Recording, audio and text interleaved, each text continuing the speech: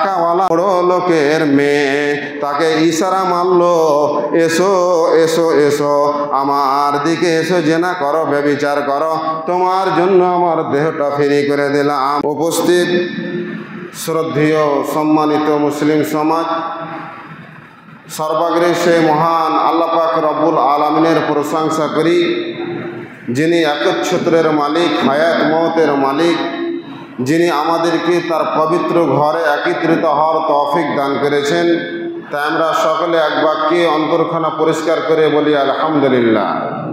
তারপরে তার প্রেরিত দূত সাইয়্যিদুল মুরসালিন খাতামান নাবিয়িন নবী আহমদ মুস্তফা নবী মোহাম্মদ রাসূলুল্লাহ যারা বলেন সাল্লাল্লাহু আলাইহি ওয়াসাল্লাম, তিনার প্রতি শত কোটি সালাম ও শান্তির ধারা বর্ষিত হোক। আল্লাহুম্মা সাল্লি আলাইহি ওয়া সাল্লিম বারিক আলাইহি। আমি আজকে এই পবিত্র দিন জুমার দিনে আপনাদের সম্মুখে কিছুক্ষণের জন্য দণ্ডায়মান হয়েছি। এই সংক্ষিপ্ত সময়ে আপনাদের সামনে পবিত্র কোরআন সূরা জুমারের ৭৫ নম্বর আয়াত অর্থাৎ শেষ নম্বর আয়াত এবং একটি বুখারী ও মুসলিম শরীফের বুখারী শরীফের ৬৬০ নম্বর হাদিস এবং মুসলিম শরীফের 1031 নম্বর হাদিস, এই হাদিসটিকে এবং কোরআনের আয়াতটিকে সামনে রেখে আজকে আমার বক্তব্য বিষয় হচ্ছে আল্লাহর আরশের ছায়াতলে যে 7 শ্রেণীর মানুষ স্থান পাবে তারা কারা, তাদের পরিচয় কি। তাহলে প্রথম নম্বরে আমাদেরকে জানতে হবে যে আল্লাহর আরশটা আজিমটা কি এবং কেন এই আরশের নিচে আমাদেরকে ছায়াতে অবস্থান করতে হবে। হাদিসের মধ্যে আছে যে কিয়ামতের কঠিন দিনে যখন মাথার 1 হাত কিংবা অর্ধ হাত ওপরে সূর্য আসবে, একটা হাদিসা আছে যে মিল 1 মিল, আল্লাহর নবী বলছেন 1 মিল, মিল বলতে সুরমাদানি, যার দ্বারা সুরমা দেওয়া হয়, ওই কাঠিটা কতটা বড়, এর সমান মাথার ওপরে যখন সূর্য আসবে তখন মানুষ ছায়ার জন্য, আরামের জন্য ছুটাছুটি করবে। কোটি কোটি মানুষ সেদিন আশ্রয় খুঁজে বেড়াবে আর মানুষের মাথার মগজ টকবক করে ফুটবে। এমনকি সেই দিন হাদিসের পাতায় পাওয়া যায় যে তার নিজ নিজ আমল অনুযায়ী তাদের ঘাম হবে, কাউরি টাকনু পর্যন্ত ঘাম হবে, কাউরি হাঁটু পর্যন্ত ঘাম হবে, কাউরি মাজা পর্যন্ত ঘাম হবে, কাউরি থুতনি পর্যন্ত। আল্লাহ রসুল ইশারা করে দেখালেন যে নাক পর্যন্ত কেউ ঘামের মধ্যে হাবুডুবু করবে। আরেকটা হাদিসে আছে যে সেই দিন ঘাম মাটির নিচে 70 গজ পর্যন্ত, 70 হাত পর্যন্ত মাটির নিচে ঘাম চলে যাবে। সেই দিন আজকে আমরা পৃথিবীর বুকে 48 ডিগ্রি 45 ডিগ্রি তাপমাত্রা হলে আমরা কত ছুটাছুটি করি, কত আরামের জন্য খুঁজে বেড়াই। এমনকি সেই সময় আমরা যদি একটা এসি রুমে থাকি কত আরাম পাওয়া যায়। তাহলে পৃথিবীর মানুষ যদি এই 48 ডিগ্রি 50 ডিগ্রি তাপের মধ্যে এসি মতো একটা মেশিনকে ফিটিং করতে পারে, তাহলে সেই মহান কঠিন আল্লাহ পাক রব্বুল আলামিন ওই কঠিন দিনে তার আরশের ব্যবস্থা করেছেন। এই পৃথিবীর, সারা পৃথিবীর যতগুলো এসি আছে তার কাছে সামান্য কিঞ্চিত। সেই আরশের নিচে স্থান পাবে 7 শ্রেণীর মানুষ। তারা কারা? আল্লাহ পাক রব্বুল আলামিন এবার বলছেন, ওয়াতারাল মালাইকাতা হাফিনা মিন হাওলিল আরশ ইউসাব্বিহুনা বিহামদি রাব্বিহিম ওয়া কুজিয়া বাইনাহুম বিল হক। হে আমার নবী, আপনি আপনার উম্মতদেরকে বলে দেন যে সেই কঠিন দিন তারা দেখতে পাবে, আপনিও দেখতে পাবেন, যে আমার ফেরেশতারা আরশে আজিমের চারিপাশে ঘিরে তারা যেন মহান স্রষ্টার মহিমা ও প্রশংসা বর্ণনা করছে।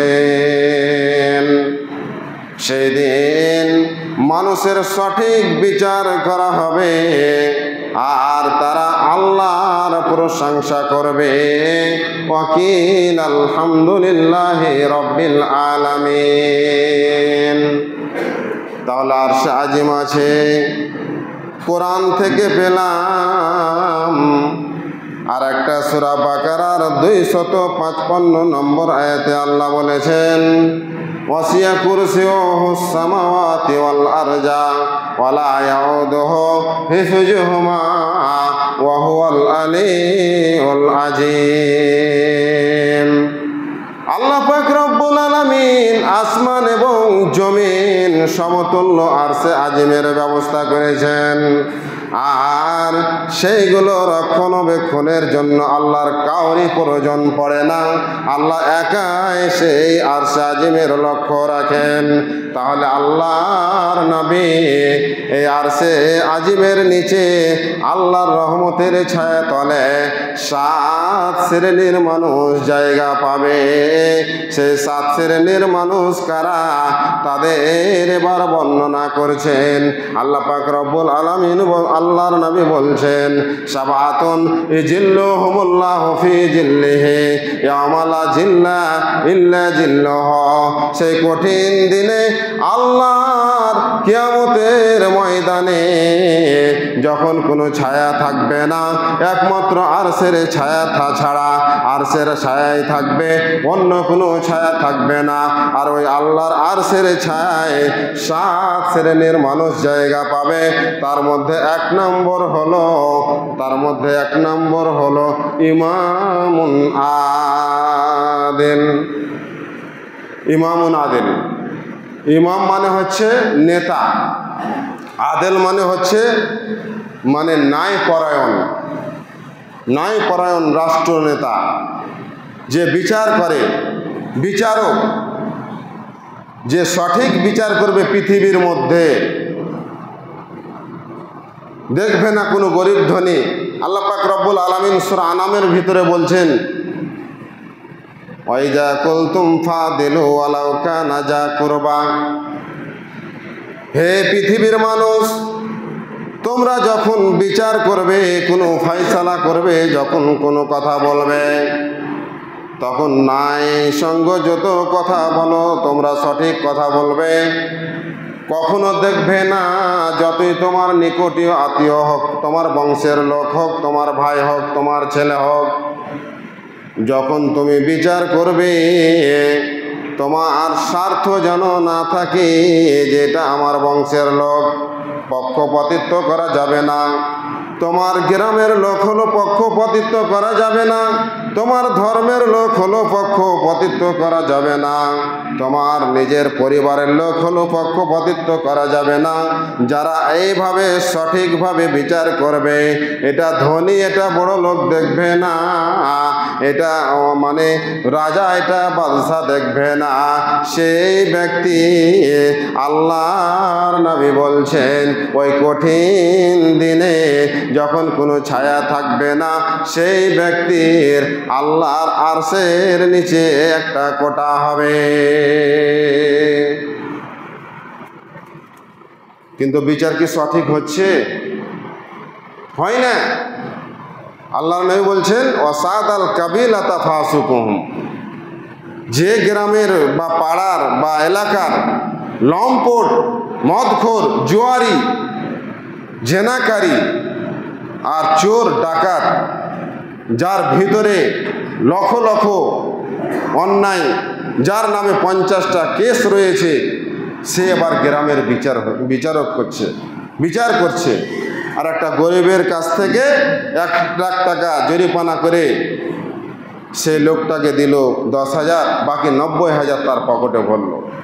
চলছে কি চলে না? এরকম বিচার চলছে না চলে না? এই যে এই বিচার যারা করবে, তারা সেদিন পাকড়াও হবে, তারা সেদিন আল্লাহর কাছে ধরা পড়বে। আর যারা সঠিক বিচার করবে, তাহলে একটা গল্প শোনেন। এক রাজা, সে শিকার করতে বের হয়েছে, মানে হরিণের শিকার করবে, তীর নিয়ে, ধনুক নিয়ে বেরিয়ে পড়েছে। জঙ্গলের মধ্যে দেখছে একটা হরিণ চড়ছে। ওই হরিণটাকে লক্ষ্য করে তীরটা ছুড়ে দিল। হরিণটা পাশ কেটে লাফিয়ে চলে গেল, কিন্তু সামনে একটা নদীতে একজন বৃদ্ধ মহিলা, সে থালি বাসন মাজছিল, তার একটা ছোট 10 বছরের বাচ্চা, সে দাঁড়িয়েছিল। ওই তীরটা গিয়ে পাশকাটটা কেটে বাচ্চাটার কানে গিয়ে লাগলো। এই কান দিয়ে ঢুকে ওই দিক দিয়ে বেরিয়ে গেল। সঙ্গে সঙ্গে বাচ্চাটা স্পট হয়ে গেল, মারা গেল। এবার ওই বৃদ্ধ মহিলা কি করলো, ওই বাচ্চাটাকে কোলে নিয়ে কাজীর দরবারে গিয়ে বিচার প্রার্থী হলো। বিচারককে গিয়ে বলছে, হে কাজী সাহাব, আমার একমাত্র সম্বল, আমি একজন বিধবা, আমার স্বামী নাই, এই বাচ্চাটার ওপরে আমি নির্ভর করে জীবনযাপন করছি। এই বাচ্চাটার মুখ পানে চেয়ে আমি আমার জীবনটা কাটিয়ে দিতে চাই, কিন্তু আমার এই বাচ্চাটাকে ওই বাদশাহ হত্যা করে দিয়েছে। আমি আপনার কাছে বিচার প্রার্থী, বিচার করে দেন। তারপরে ওই বাদশাকে ডাকা হলো, বাদশাকে বলা হলো, বাদশাকে তলব করা হলো। বাদশাহ এবার আসছে, কিন্তু যে আসছে ঘোড়ার ওপরে চড়ে আসছে, খালি হাতে আসছে না। যে তীরটা নিয়ে হরিণ শিকার করতে গিয়েছিল, ওই তীরটা এবং ওই ধনুকটাই নিয়ে আসছে। আসার পরে একদিকে কাঠগড়ায় দাঁড়িয়ে আছে ওই বাদশাহ, আর একদিকে ওই বাচ্চা নিয়ে মহিলা দাঁড়িয়ে আছে। এবার কাজী সাহেব জিজ্ঞাসা করলো, ও মহিলা, তুমি বলো তোমার অভিযোগ কি? বলছে, আমার এই সন্তানকে বাদশাহ হত্যা করেছে। বাদশাহকে জিজ্ঞাসা করা হলো, তো এটা সত্য না মিথ্যা? বলছে, হ্যাঁ এটা সত্য। আমি কি করেছি, আমি হরিণ শিকার করতে গিয়েছিলাম, মিস্টেক হয়ে বাচ্চাকে লেগেছে, আমার হাতে হত্যা হয়েছে। এবার ওই কাজী সাহেব বিচার করছে। বিচারটা কি করছে? বলছে, আল কাতল বিল কাতলে, কতলের বদল কতল আছে কোরআন মাজিদের মধ্যে। অতএব হে বাদশাহ, তুমি যখন তার সন্তানকে হত্যা করেছো, এর বদলে তোমাকে হত্যা করা হবে। এবার জাল্লাদকে বলা হলো, জাল্লাদ তার মুন্ডটা আলাদা করে দাও। এবার ওই বাদশাহ এই মতো কাজীর দিকে তীর ধনুক ধরেছিল। বলছে, আলহামদুলিল্লাহ, এই কাজী সাহেব শুনে নেন, আমি যে এই তীরটা এবং ধনুকটা এই বিচারের মহফিলে, বিচারের জায়গা আদালতে কেন নিয়ে এসেছিলাম শুনে নেন। আমি এই জন্য নিয়ে এসেছি, আপনি হলেন বিচারক, ওই মহিলা বিচার প্রার্থী, আর আমার ওপরে অভিযোগ আমি অন্যায় করেছি। আজকে আপনি সঠিক বিচার করেছেন, এই জন্য আমি আলহামদুলিল্লাহ বললাম, আমাকে হত্যা করে দাও। কিন্তু যদি আপনি অন্যায় বিচার করতেন, আমার দিকে আমি একজন বাদশাহ বলে আমাকে ছেড়ে দিতেন, তাহলে আমি সেই দিন একটা বাচ্চাকে মেরেছি, আজকে আপনাকেও হত্যা করে দিতাম। এই যে বিচার, এই দেখে বলছে, আমার ঘাড় পাতিয়ে দিলাম, আমাকে হত্যা করে দেওয়া হোক। বৃদ্ধ মহিলা বলছে, ও কাজী সাহেব, একজন আমার সন্তানকে হত্যা করা হয়েছে, যদি এই বাদশাকে ছেড়ে দেওয়া হতো, এর কোনো কি রাস্তা আছে? ছেড়ে দেওয়ার কি কোনো তরিকা আছে? তাকে কি ছাড়া যায়? বলছে, হ্যাঁ একটাই রাস্তা আছে, আপনি যদি তাকে মাফ করে দেন অন্তর থেকে, তাহলে তাকে ছেড়ে দেওয়া যাবে, নচিত পৃথিবীর কোনো ব্যক্তি তাকে মাফ করতে পারবে না। বৃদ্ধ মহিলা বলল, যান, আমি তাকে অন্তর থেকে ছেড়ে দিলাম। এবার ওই বাদশা এসে বলছে, আম্মা জান, আপনি একটা সন্তান হারিয়েছেন, আপনার কি আমাকে বড় সন্তান মনে হয় না? আপনি যদি আমাকে সন্তান মনে করেন, বাকি জীবনটা আমার রাজ দরবারে কাটিয়ে দেবেন। তাহলে সঠিক বিচার যারা করে পৃথিবী থেকে যাবে, তারা আল্লাহর আরশের নিচে স্থান পাবে। তারপরে আসেন 2 নম্বরে নবীজি বলছেন, ওয়াসাবুন নাসা ফি ইবাদাতিল্লাহ, হে পৃথিবীর যুবকের দল, তোমরা কি করবে? আল্লাহর রাস্তায়, আল্লাহর জন্য যদি তোমাদের যৌবনকে কাটিয়ে দিতে পারো, তাহলে ওই কঠিন কিয়ামতের দিনে আল্লাহর আরশের নিচে একটা তোমার রিজার্ভেশন লেগে যাবে, তুমিও আল্লাহর আরশের নিচে জায়গা পাবে। তোমার কাজ কি হবে? শুধু নামাজ পড়ে তোমার জিন্দেগি কাটালে হবে না, নামাজের সাথে সাথে রে যুবকের দল, তোমার আরও দুটি ফরজ আইন রয়েছে, তোমার আরও দুটি ফরজ কাজ রয়েছে। এক নম্বর হলো হালাল উপার্জন করবে। হালাল কামাই করাটাও হলো আল্লাহর ইবাদত। তোমার নামাজ পড়া হয়ে গেল, তুমি চলে যাও কামাই করতে, ইনকাম করতে। তারপরে তোমার দ্বিতীয় নম্বর মানে ফরজ কাজ হলো তুমি কি করবে? আল্লাহর হুদুদকে রক্ষা করবে, আল্লাহর কোরআনকে, এই ইসলাম ধর্মকে টিকার জন্য, বাঁচার জন্য তোমাকে বীর সৈন্যের কাজ করতে হবে, তোমাকে জিহাদ করতে হবে। এই করে করে যে যুবক আল্লাহর জন্য তার জীবনটাকে অতিবাহিত করবে, সেই ব্যক্তি আল্লাহর আরশের নিচে জায়গা পাবে। 3 নম্বর, আমি ছোট ছোট করে বলছি, 3 নম্বর আল্লাহর নবী বলছেন, ওয়ারাজুলুন কালবুহু মুআল্লাকুন ফিল মাসাজিদে, সেই ব্যক্তি যে আল্লাহর আরশের নিচে জায়গা পাবে, যার অন্তরখানা, যার দিলখানা সবসময় মসজিদের মধ্যে, মসজিদে ঝুলা থাকে, সেই লোক আল্লাহর আরশের নিচে স্থান পাবে। মসজিদের মধ্যে কেমন অন্তর ঝোলানো, এখনকার মতো নয়। দেখবেন কিছু মানুষ, একটা মানুষকে দেখা যায় 5 ওয়াক্ত নামাজে এসে কি করে, পিছে আসবে, জামাত শুরু হওয়ার সাথে আসবে, কিংবা 1 রেখাত ছুটবে দেখবেন। আর এই কোনো মানুষকে দেখা যায় সে নামাজ পড়ে চট করে মসজিদ থেকে বেরিয়ে গেল, কিন্তু না, আল্লাহর নবী বলছেন ওই লোক, যে লোক কি করবে, জোহরের নামাজ পড়ে বাড়ি যাবে, সে অস্থির থাকবে কখন আসরের আজান হবে, কানটা মাইকের দিকে থাকবে কখন আসরের আজান হবে, আসর নামাজ পড়া হলো, কখন মাগরিব হবে, কখন এশার হবে, এইভাবে যে অপেক্ষমান থাকবে, অর্থাৎ মসজিদের সঙ্গে যার সম্পর্ক থাকবে। কিন্তু এটা এই পৃথিবীর মধ্যে বর্তমানে এটা বাদ দিয়ে আমরা চায়ের দোকানে বসে সময় কাটাই, কিন্তু মসজিদে আমরা সময় কাটাতে পারি না।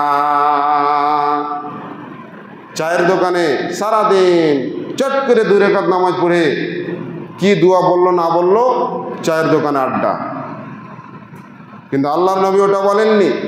আল্লাহর নবী বলছেন, বুখারী মুসলিমের হাদিস, অন্য হাদিসের মধ্যে, পৃথিবীর মধ্যে সবচাইতে নিকৃষ্ট জায়গা হলো বাজার, চায়ের দোকান, আর সবচাইতে উৎকৃষ্ট জায়গা হলো, পবিত্র জায়গা হলো মসজিদ।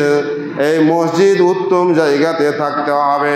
আল্লাহর নবী বলছেন, যারা সকাল সন্ধ্যা মসজিদে আসে তার জন্য আল্লাহ মেহমানদারির উপকরণ প্রস্তুত শুরু করে দেয় তার জন্য। এই জন্য যেটা হলো তার ঘর আল্লাহর ঘর, আর আল্লাহর ঘরে যে ব্যক্তিটা আসবে ওটা হলো আল্লাহর মেহমান। আপনার বাড়িতে যদি আপনার মেহমান আসে, তাহলে আপনি তার জন্য বিছানটাকে ঝাড়ে দিবেন, বিছানটাকে ভালো করে ঝাড়বেন, সুন্দর চাদর পাড়বেন, ফ্যানটা জুড়ে দেবেন, খাবারের ব্যবস্থা করবেন। ওই মতো আল্লাহ পাক রব্বুল আলামিন যেই ব্যক্তি বারবার মসজিদে আসবে তার জন্য জান্নাতে প্রস্তুতির কাজ করবেন। মসজিদ, এই মসজিদে যার অন্তর ঝুলে থাকবে সে ব্যক্তি আল্লাহর আরশের নিচে স্থান পাবে। অতএব আমরা মসজিদকে পরিষ্কার পরিচ্ছন্ন করতে পারি না, আমরা ভরসা করি কার ওপর? মুয়াজ্জিনের ওপর। আর ইমাম সাহেবকে আমরা হুকুম করতে পারি, ঝাড় দাও, এটা কেন পড়ে আসে। আপনারা কি করছেন? আপনারা কি আল্লাহর আরশের নিচে স্থান নিতে চান না? এই জামাতের মধ্যে ধরে নেন 300 ঘর আছে। নিজের ঘরকে যদি একটা মানুষ পরিচ্ছন্ন করতে পারে, তাহলে ওই 300 লোক যদি একটা ঘরকে পরিষ্কার পরিচ্ছন্ন করে, তাহলে কত পরিষ্কার হবে। তাহলে এই ঘরের জন্য আমাদেরকে মহব্বত দেখাতে হবে আল্লাহর জন্য। আর কিছু মানুষকে দেখা যায় যে মসজিদের সামনে নোংরা করে বাথরুম করে রেখেছে, গন্ধতে থাকা যায় না। মুসাল্লিরা আসছে নামাজ পড়তে, কত কষ্ট হচ্ছে, ইচ্ছা করে এই কাজগুলো করছে। যে একটা আল্লাহর ঘর, এর সামনে পরিষ্কার থাকতে হবে। আশেপাশে মানুষ নিজের খাসি বকরিকে ছেড়ে দিল, কোনোদিন দেখা গেল বারান্দায় লেদে দিয়ে চলে গেছে, পেশাব করে দিয়ে চলে গেল, কতদিন। আজকে আমার কানে একটা খবর আসলো যে জান্নাতে কোরআনগুলো রাখা ছিল, কার খাসি বকরিতে এসে সবখানি কোরআনকে চাবিয়ে চুবিয়ে ফেলেছে। আশেপাশের লোক মসজিদকে ঘৃণা করছে, মসজিদকে দেখতে পারে না। আর মসজিদকে যারা ভালোবাসবে তারা কারা? যারা নামাজ পড়ে 5 ওয়াক্ত। যারা বেনামাজি তারা মসজিদকে ঘৃণা করবে, মসজিদের দেখাশোনা করবে না, মসজিদকে ভালোবাসবে না। মসজিদে কি গেল, চোর গেল না আর কি কুকুর গেল, সে হাঁকাবে না দেখার পরে। যেহেতু তার মসজিদের উপরে মহব্বত নাই, আল্লাহর উপরে মহব্বত নাই, সে বেনামাজি। এই বেনামাজি থাকতে থাকতে কাফের হয়ে গেছে। তাহলে মসজিদকে যারা ভালোবাসবে তারা আল্লাহর আরশের নিচে স্থান পাবে। কয় নম্বর গেল? 3 নম্বর। 4 নম্বরে নবীজি বলছেন, ওয়ারাজুলানে তাহাব্বা ফিল্লাহি ইজতামা আলাইহি ওয়া তাফাররাকা আলাইহি। ওই 2 জন ব্যক্তি যারা আল্লাহর আরশের নিচে স্থান পাবে তারা কারা? যারা আল্লাহর জন্যই মহব্বত করবে, আল্লাহর জন্যই তারা জুদা হবে, বিচ্ছিন্ন হবে, আলাদা হয়ে যাবে। অর্থাৎ আমি একজনের সঙ্গে মহব্বত করছি, একজনের সঙ্গে বন্ধুত্ব করছি, কেন?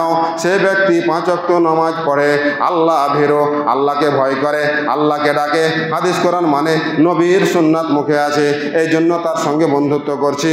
আর দেখা গেল ওই লোকটার সঙ্গে বন্ধুত্ব করছি কিন্তু সে ফাসেক, সে মুশরিক, আল্লাহকে অস্বীকার করে, নামাজ রোজা করে না, তার সঙ্গে আমার কোনো বন্ধুত্ব নাই, আমি তার কাছ থেকে আলাদা হয়ে গেলাম।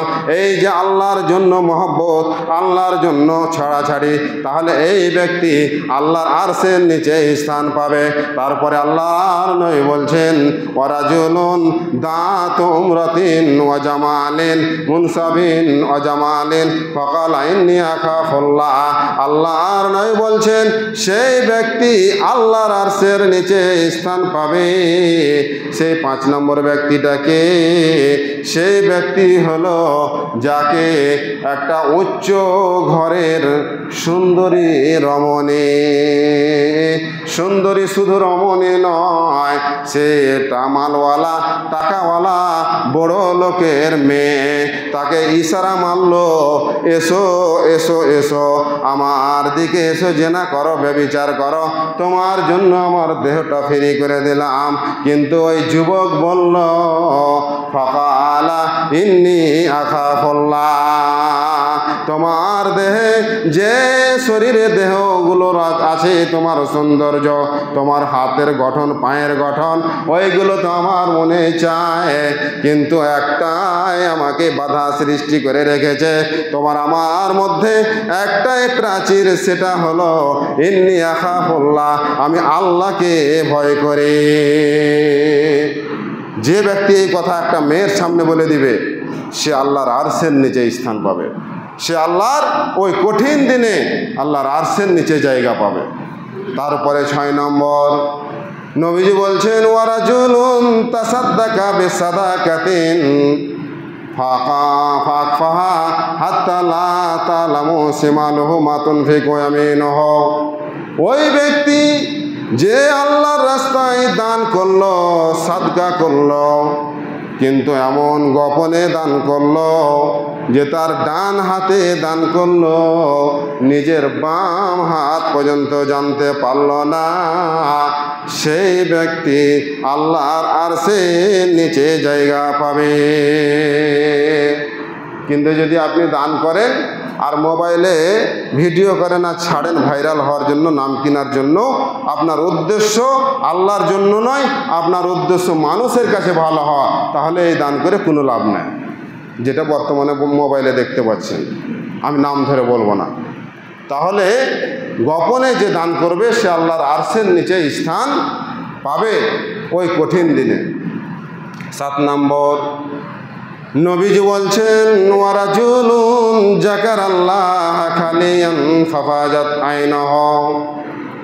ওই ব্যক্তি যে কঠিন ঠান্ডার সময়, একদম শীতের সময়, রাত্রি 1টা 2টোর দিকে মসজিদে উজু করে 2 রাকাত নামাজ পড়ে আল্লাহর কাছে হাতটি তুলে রব্বানা ফাগফির লানা ওয়া তুমিম আলাইনা রব্বানা নূরানা এইভাবে দোয়া করবে। দোয়া করতে করতে নিজের 2 চোখ দিয়ে অস্ত্র ঝরাবে, 2 ফোঁটা পানি ফেলে দিবে। সেই ব্যক্তি কঠিন দিনে আল্লাহর আরশের নিচে জায়গা পাবে। আজকে আমরা 5 ওয়াক্ত নামাজ তো দূরের কথা, আমরা কিভাবে এই কাজটা করতে পারি? আমরা তো 5 ওয়াক্ত নামাজ পড়ি, সঠিক সময় মতো পড়তে পারি না। কিছু মানুষকে দেখা যায় আজকে 2 দিন নামাজ পড়ে নিল, তারপরে নামাজ ছেড়ে দিল। কিছু মানুষকে দেখা যায় একটু অসুখ হয়ে গেল, সর্দি লেগে গেল, নামাজ ছেড়ে দিল। কিছু মানুষকে দেখা যায় নামাজ যখন ধান কাটা ধান লাগার কাজের সময় আসলো, তাকে 8 দিন মসজিদে দেখা যায় না। তারপরে কিছু মানুষকে দেখা যায় যে কি করে, যখন বড় অসুখে পড়ে যায় তখন নামাজ পড়তে আসে। এইগুলো নামাজ, এইগুলো ইবাদত কাজে লাগবে না। আর সেই ব্যক্তি কি করবে? 5 ওয়াক্ত নামাজের সাথে সাথে রাত্রি 12টা 1টা 2টোর সময় উঠে তাতাজাফা জুনুবুহুম আনিল মাজাজি ইয়াদউনা রাব্বাহুম খাউফা ওয়া তাআমা। আল্লাহর নবী আল্লাহ পাক রব্বুল আলামিন বলছেন, যে ব্যক্তি অন্ধকার রাত্রিতে শীতের সময় নিজের আরামের বিছানাকে ফেলে দিয়ে, নিজের বিবিকে ফেলে দিয়ে মসজিদে এসে আল্লাহর কাছে জান্নাতের আশা এবং জাহান্নাম থেকে বাঁচার জন্য হাত তুলে দোয়া করল, সেই ব্যক্তি আল্লাহর আরশের নিচে জায়গা পাবে। তাহলে আল্লাহর কাছে দোয়া করি। আপনারা যদি এইখানে এই অন্তরে যদি আপনাদের ঈমানটা থাকে তাহলে উচ্চ স্বরে আমিন বলবেন।